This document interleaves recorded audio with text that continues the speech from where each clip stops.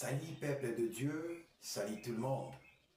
C'est l'apôtre Serge David Mbaya Ilonga, la réserve de l'Éternel. Dieu a mis dans mon cœur de communiquer à son peuple que vous êtes le message de sa parole pour le perfectionnement des saints en vue de l'œuvre du ministère et de l'édification du corps du Christ. Porte, élevez vos linteaux. Élevez-vous, portes éternelles, que le roi des gloires fasse son entrée. Qui est ce roi des gloires? L'Éternel fort et puissant, l'Éternel puissant dans les combats. Portes, élevez vos linteaux, élevez les portes éternelles, que le roi des gloires fasse son entrée. Qui donc est ce roi des gloires? L'Éternel des armées, voilà ces rois de gloire. Seigneur, je te dis merci. Merci Seigneur pour ces moments auxquels je partage ta parole. Je te prie Seigneur de m'utiliser comme un simple instrument auquel tu vas travailler en vue de communiquer ton message à ton peuple. Oh Yahweh, fortifie Seigneur cet instrument que tu t'es choisi, envie que lorsqu'une personne écoutera ces messages, que sa vie soit transformée, bénie, et que les écailles tombent à travers ces messages au nom puissant de Jésus-Christ de Nazareth. Et que ta vérité soit connue de tous pour la gloire de ton Saint-Nom. Au nom puissant de Jésus-Christ de Nazareth que j'ai ainsi prié. Amen. Bien-aimés dans le Seigneur, le message de la parole de Dieu est intitulé « L'Église face à la corruption ». Bien-aimés, lorsque nous parlons de la corruption, souvent nous faisons allusion à la classe politique, à la société civile, à l'administration, une ville, tout ce que vous voulez. Alors qu'au sein de cette Église, traverse un temps terrible de la corruption. Vous savez, avant de voir la paille dans l'œil de l'autre, il faut préalablement apercevoir la poutre qui est dans ton œil, toi qui regardes. Eh bien, l'Église actuellement traverse la corruption dans tous les sens. Et là, notre sous-thème, nous voulons parler du danger de la corruption au sein de l'Église. Le danger de la corruption au sein de l'Église. J'aimerais donc introduire ces messages. Bien aimés, vous savez donc, l'Église est une communauté chrétienne. L'ensemble de tous les croyants dans la foi. Dans un sens plus restreint, assemblée ou communion de personnes unies par une même foi chrétienne. Elle est donc une institution qui encadre ces communautés chrétiennes et qui désigne évidemment un lieu de culte. La signification du mot église, du mot grec ecclésia, qui signifie une assemblée, utilisé fréquemment dans le Nouveau Testament dans deux sens. Le premier sens, l'Église universelle. Bien aimé, quand on parle de l'Église universelle, c'est bien cette compagnie d'âmes rachetées par le sang du Christ. Et le deuxième sens de l'Église, nous parlons donc de l'Église locale. Les chrétiens, c'est-à-dire l'église locale, c'est les chrétiens d'une zone géographique qui se regroupent pour célébrer et prier dans la foi chrétienne. Et qui nous pouvons représenter comme les édifices ou les bâtiments.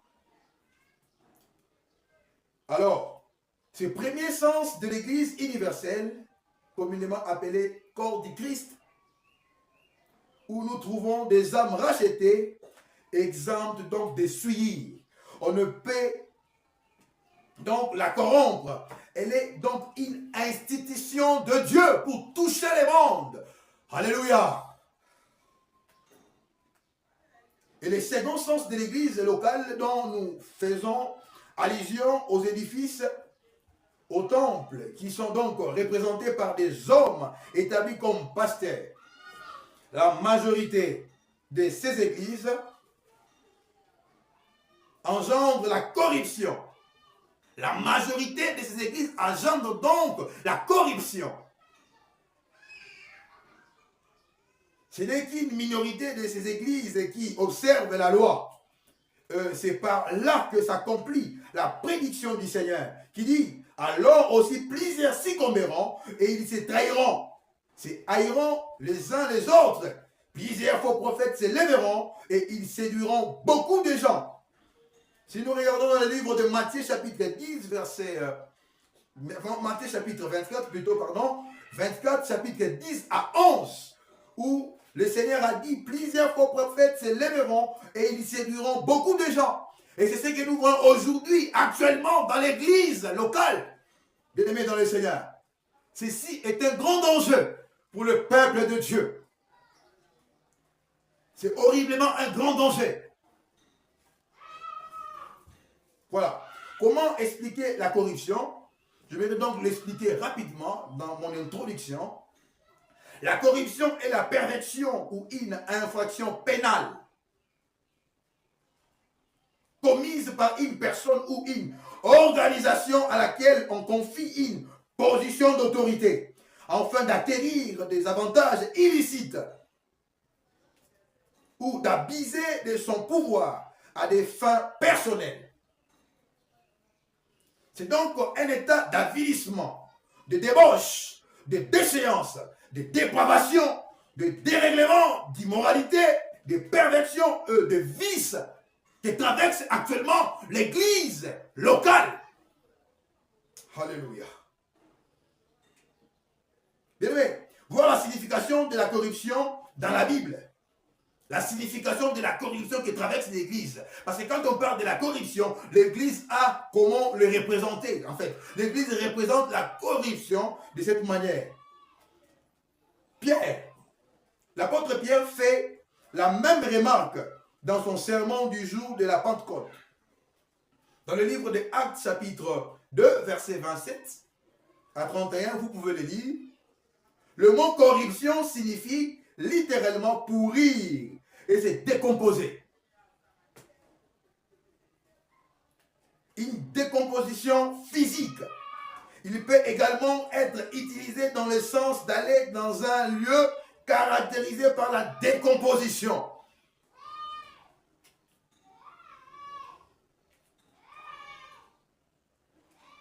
C'est-à-dire aller dans le royaume de mort, ou plus littéralement dans une fosse ou une tombe. Eh bien, ce sont là maintenant les églises locales. Donc les gens qui se dirigent dans ces églises, donc ils vont vers leur tombe. Ils vont vers leur tombe spirituelle.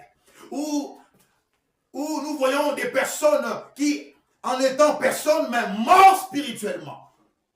Peut-être que ces personnes vivent conformes à la volonté de Dieu, ils craignent le Seigneur, ils se sanctifient, ils vivent dans la sainteté, mais en allant simplement dans ce lieu-là de culte, qui est comme les églises locales, ils vont dans les tombes, dans la pourriture. Bien aimé, cette réalité est ordinairement suivie d'un malheur. Ça expose à une perte, à un dommage contre l'église du Seigneur.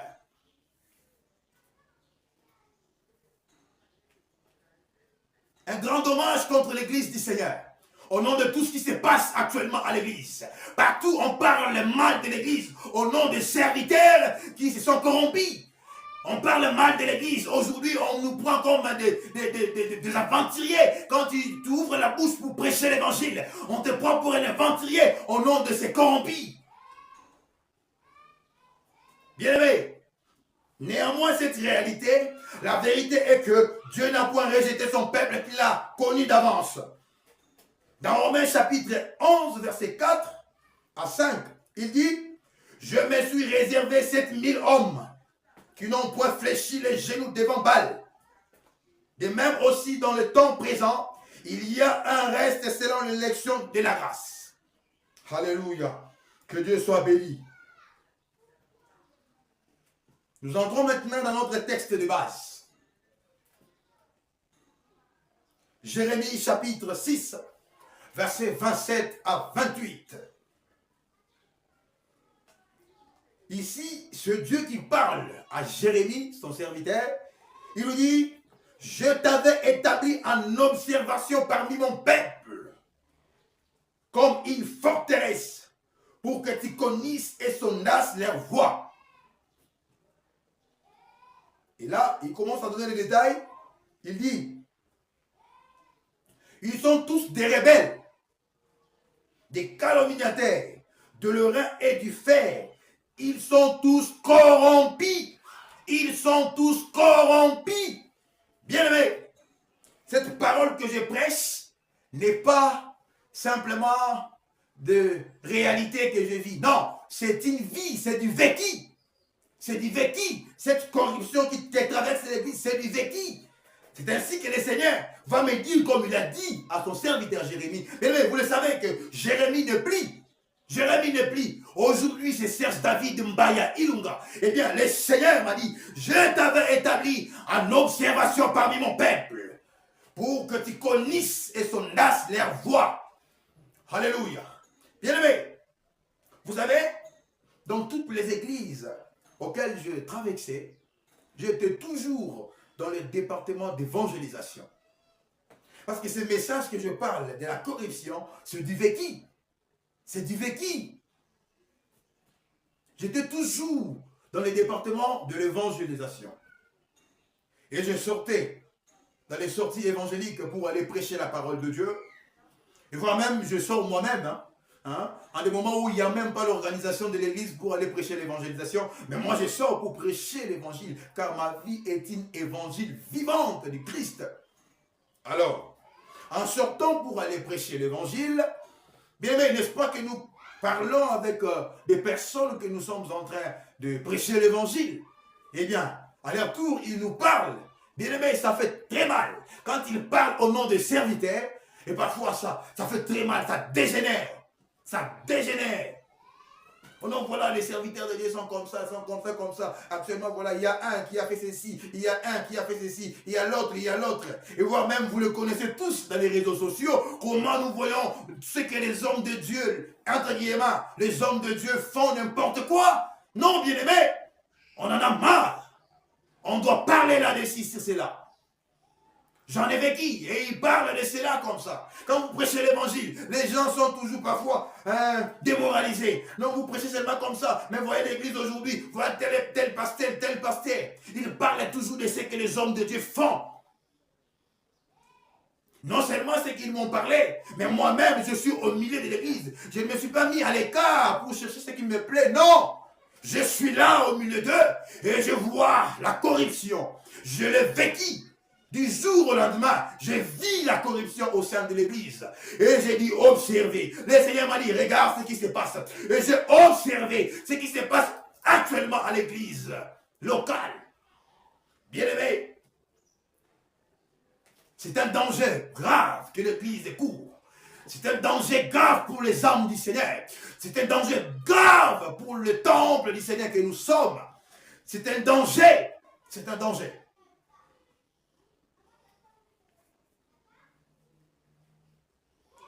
Et souvent, quand on parle de la rébellion, ces représentants des églises locales, quand on parle de la rébellion, qu'est-ce qu'elle prend?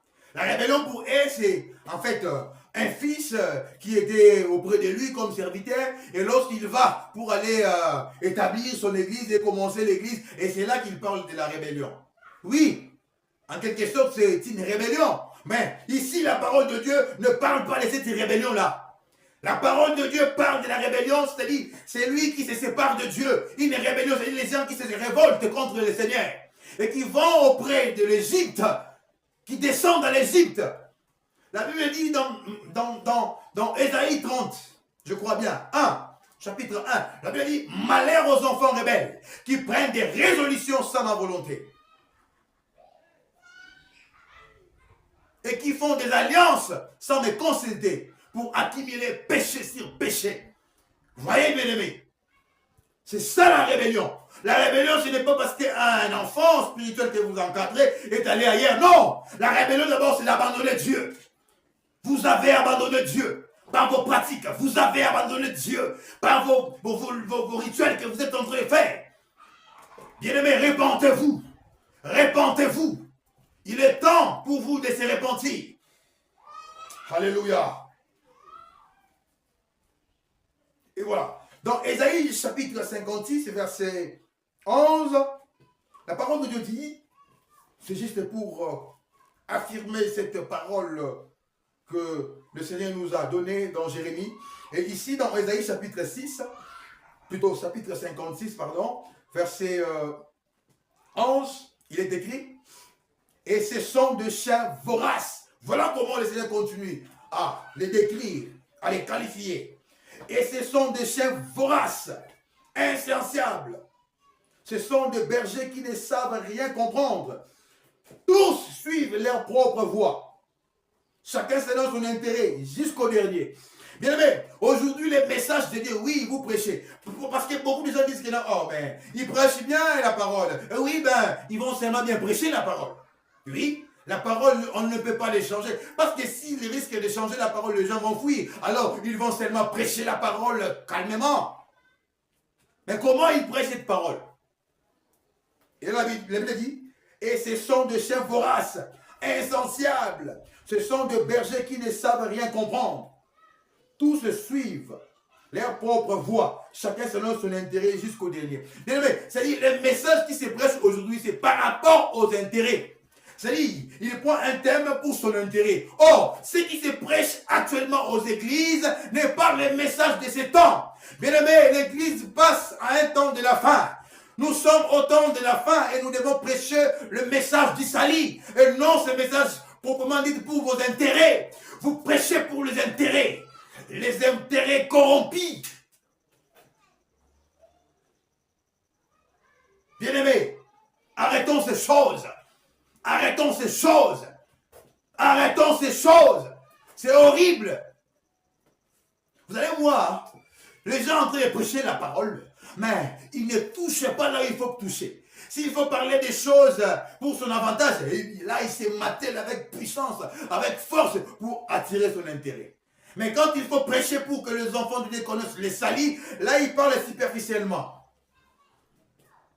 Il ne se matèle pas à des choses importantes. Non, il parle superficiellement. Pourquoi? Parce qu'ils ont les intérêts. Ils craignent que le fidèle puisse le fuir. Bien aimé, ce n'est pas ça la parole de Dieu. Revenez à Christ. Revenez à Christ. Revenez à Christ. Alléluia. Et dans Jérémie chapitre 8, verset 11, toujours pour affirmer cette parole, la parole de Dieu dit, il pense à la légère, la plaie de la fille de mon peuple. Paix, paix disent-ils, et il n'y a point de paix. Bien aimé, n'est-ce pas aujourd'hui? On prêche sur la prospérité, mais le peuple est malheureux. On prêche sur le voyage, mais le peuple est malheureux. Non, bien aimé, non. Il faut toucher à des points essentiels quand on prêche la parole. On ne doit pas prêcher la parole pour sa propre gueule, pour sa propre volonté. Non, bien-aimé.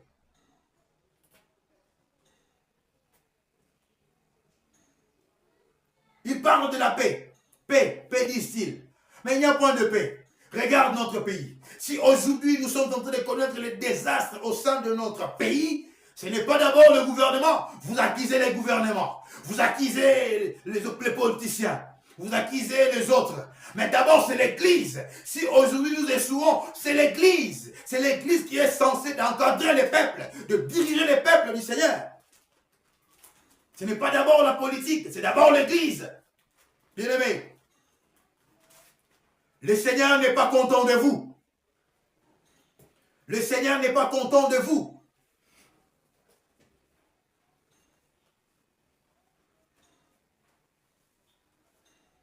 Alléluia. Il n'est pas content de ce qui se passe actuellement à l'église locale, évidemment. Il faut savoir comment prendre soin de l'église. prêcher le message que Dieu donne. Mais comment vous allez prêcher le message que Dieu donne alors que vous avez abandonné le Seigneur? Comment vous pouvez le prêcher, bien-aimés? Revenez préalablement au Seigneur. Revenez à celui qui vous a racheté. Revenez au Seigneur et prêchez la parole comme il se doit.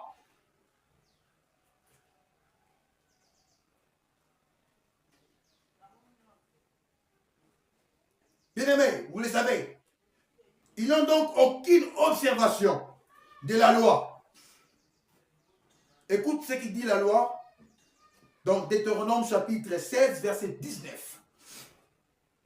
Il est écrit, tu ne porteras atteinte à aucun droit. Tu n'auras pas égard à l'apparence des personnes et tu ne recevras point le présent, car le présent aveugle les yeux de sages et corrompt les paroles de juste.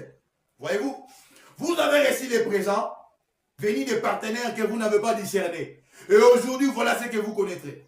Voilà ce que vous êtes aujourd'hui. À côté d'Isali, dans les noirs. Et vous vous enfoncez dans les noirs. Et vous attirez ces enfants de Dieu. Vous attirez les peuples de Dieu, vous suivre dans les noirs. Bien-aimés, on doit cesser cette affaire. Arrêtez ce que vous faites.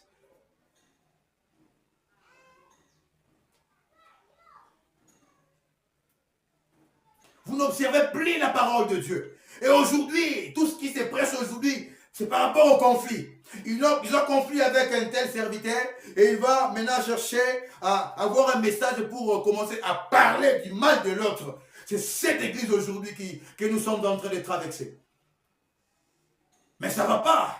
Comment toi qui se dit pasteur, qui se dit homme de Dieu, eh bien, tu vas prêcher juste parce que quelqu'un t'a fait du mal, quelqu'un t'a offensé, parce que vous avez des conflits, et vous allez maintenant apporter ces messages pour régler vos conflits. Non, bien-aimé, non, ce n'est pas ça la parole de Dieu. Eh bien, les enfants de Dieu sont là, en train d'acclamer les bêtises.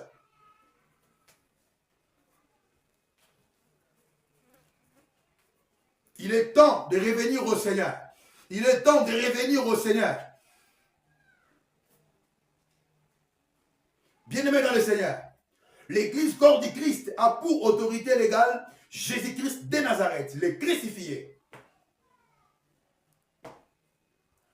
Les représentants des églises locales sont donc appelés à se soumettre à l'autorité du Christ notre Seigneur, étant le chef de l'Église qui est son corps, dont il est le sauveur. Malheureusement, en ces temps final, ceux qui sont censés préparer au Seigneur un peuple bien disposé pour l'enlèvement, ils se sont égarés et détournent ces fidèles de l'autorité du Christ vers l'autorité de la méchanceté. Bien-aimés, notre sous-thème est le danger de la corruption au sein de l'Église. Et voilà maintenant le premier danger. Le danger majeur de la corruption est bel et bien l'égarement. Les dangers majeurs de la corruption et l'égarement. Dans le livre de 2 Timothée chapitre 3 verset 13, il est écrit « Mais les hommes méchants et imposteurs avanceront toujours plus dans le mal, égarant les autres et égarés eux-mêmes. » Voilà. C'est l'église actuelle. Ce n'est pas mes propres paroles. C'est les Écritures saintes. 2 Timothée chapitre 3, verset 13. Mais les hommes méchants et imposteurs avanceront toujours plus dans le mal, égarant les autres. Plus dans le mal, égarant les autres et égarés eux-mêmes. Bien-aimés, l'église locale actuelle sont égarées. Toutes ces églises que vous voyez, les bâtiments qui sont bâtis là, les personnes qui sont censées diriger ces peuples sont égarées. Et aujourd'hui, ce sont eux qui égarent les autres.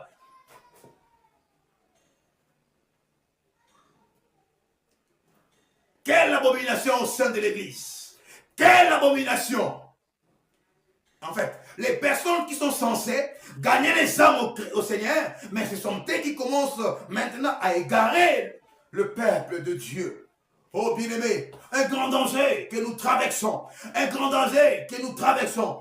Peuple de Dieu, ouvrez vos yeux. Ouvrez vos yeux. Entrez dans votre intimité. Priez les Seigneurs. Que Dieu vous révèle les personnes qui vous encadrent dans les églises locales. Que Dieu vous ouvre les yeux spirituels. Envie de comprendre ces gens. Car vous traversez un grand danger. Vous traversez un grand danger. Un grand danger. Alléluia.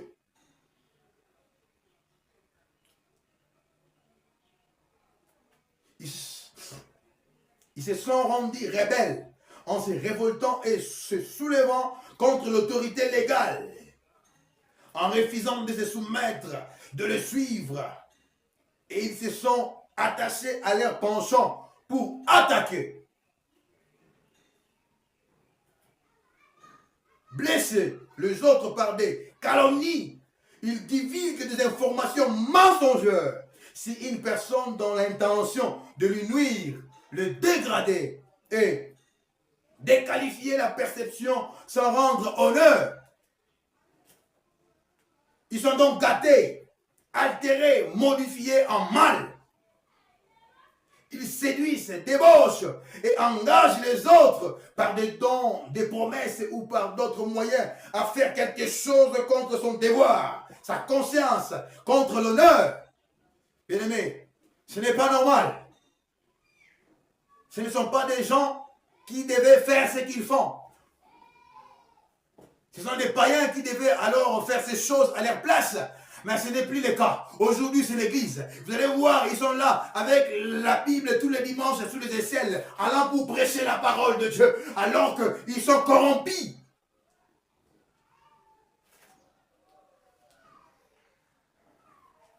Bien-aimés, c'est un grand danger. C'est un grand danger. L'égarement est un grand danger. C'est la mort spirituelle. Je vais donc parler du deuxième danger qui traverse l'église. Les dangers de la dispersion des brebis. Bien aimé, voilà maintenant les seconds dangers. La dispersion des brebis. Dans le livre de Jérémie, chapitre 28, versets 1 à 2, il est écrit « Malheur aux pasteurs qui détruisent et dispersent les troupeaux de mon pâturage, dit l'Éternel. » Ça c'est 1 et 2. Il dit « C'est pourquoi ainsi parle l'Éternel, le Dieu d'Israël, c'est le pasteur qui pèse mon peuple. Vous avez dispersé mes brebis. Vous les avez chassés. Vous n'en avez pas pris soin. Voici, je vous châtierai à cause de votre méchanceté, de vos actions, dit l'Éternel. » Voyez-vous, bien-aimés, Dieu est en train de sanctionner ses pasteurs par sa parole. Eh bien, ils seront sanctionnés, mais les brebis sont dispersés. Alors, il faut tirer l'attention et s'échapper de ces dangers, bien-aimés. Si vous êtes dispersés, c'est-à-dire vous êtes au milieu d'eux, vous participez à leur mal. Vous participez à leur mal. Quand même que vous n'êtes pas dans ces mal et que vous allez simplement pour la prière, mais vous participez et c'est un grand danger, bien-aimés. Il faut faire très attention. Très attention. Vos âmes est très capitale et importante pour le Seigneur. Car Jésus-Christ, le crucifié, s'est donné pour vous, bien-aimés.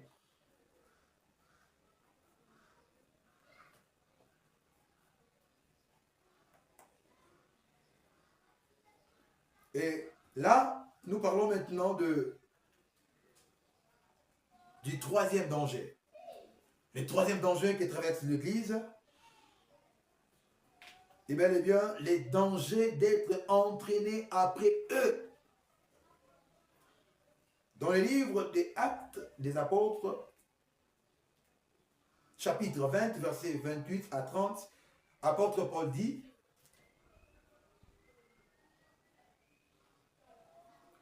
aux serviteurs évidemment qui aujourd'hui craignent le Seigneur, parce que si nous faisons estimation de ceux qui servent le Seigneur, aujourd'hui, au nom de l'observation que nous venons de faire, eh bien, ce n'est que 2% qui servent les Seigneurs dans la vérité. 2%.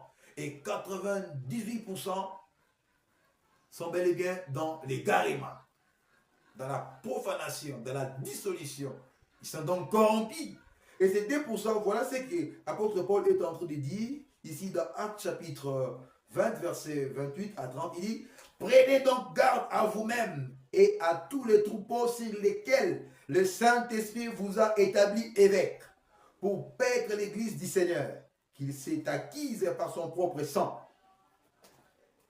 Et il dit, je sais qu'il s'introduira parmi vous, après mon départ, de loups criels, qui n'épargneront pas les troupeaux, et qu'il s'élèvera du milieu de vous des hommes qui enseigneront des choses pernicieuses pour entraîner les disciples après eux. Vous voyez? Et l'apôtre Pierre affirme dans 2 Pierre chapitre 2 verset 1 à 2, où l'apôtre Pierre affirme ce qu'a dit l'apôtre Paul. Il dit, il y a eu parmi le peuple de faux prophètes, et il y aura de même parmi vous de faux docteurs qui introduiront des sectes pernicieuses et qui, régnant le maître qui les a rachetés, attireront sur eux une ruine soudaine.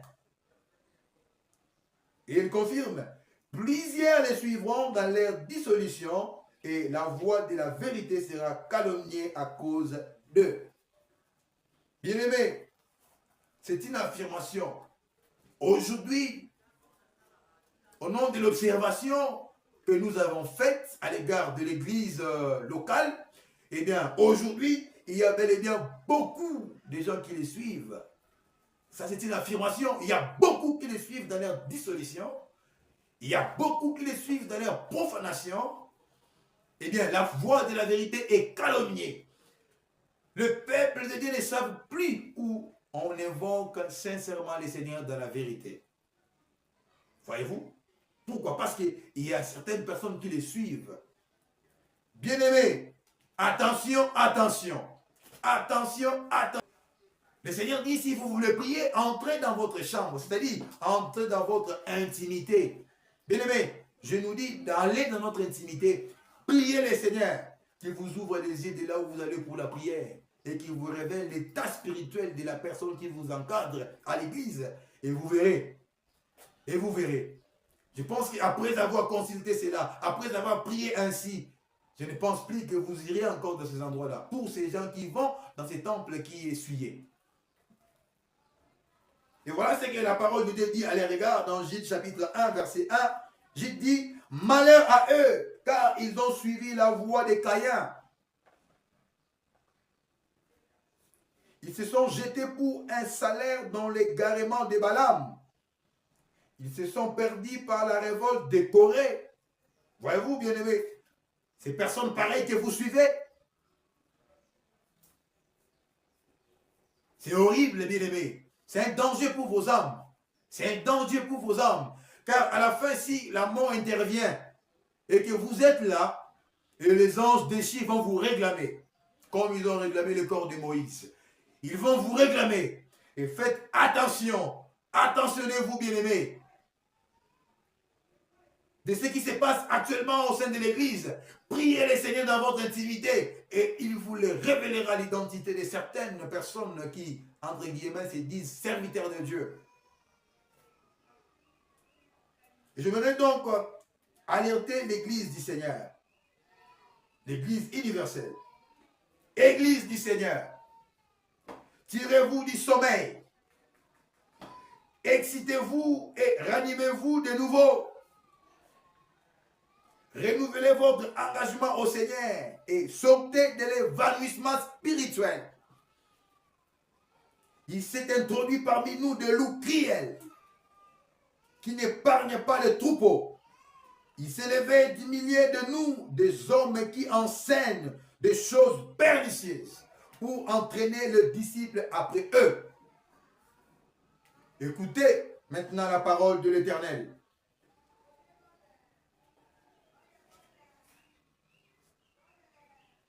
Jérémie chapitre 7, verset 3 à 7.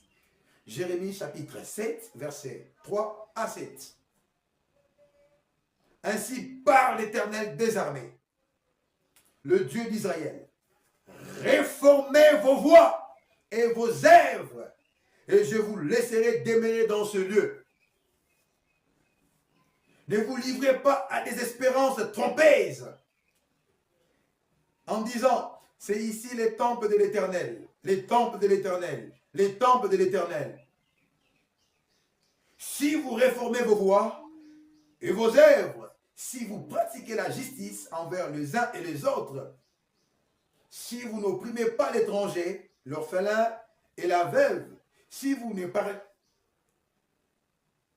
répandez pas en ce lieu le sang innocent, et si vous n'allez pas après d'autres dieux pour votre malheur, alors je vous laisserai demeurer dans ce lieu, dans le pays que je donnais à vos pères d'éternité en éternité. Bien-aimés, voici donc ce qu'a prévu le Seigneur par sa préscience à l'égard de la corruption que traverse son Église. Le Seigneur, par sa présence, a prévu un message de réforme intitulé « La rétrospection doctrinale ». Bien-aimés, l'Église actuelle est appelée à faire retour à la sainte doctrine, aux Écritures saintes, c'est-à-dire à la parole.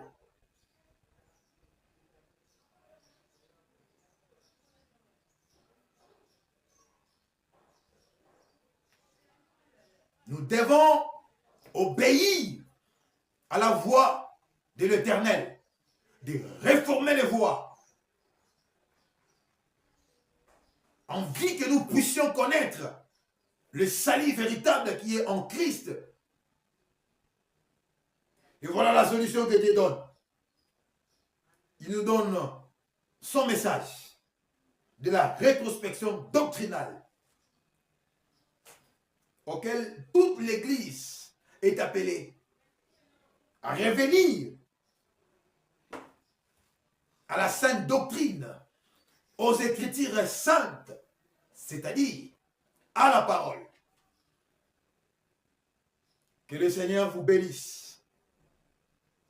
S'il tarde à venir, nous parlerons pour ces thèmes intitulés La rétrospection doctrinale. Que Dieu vous bénisse.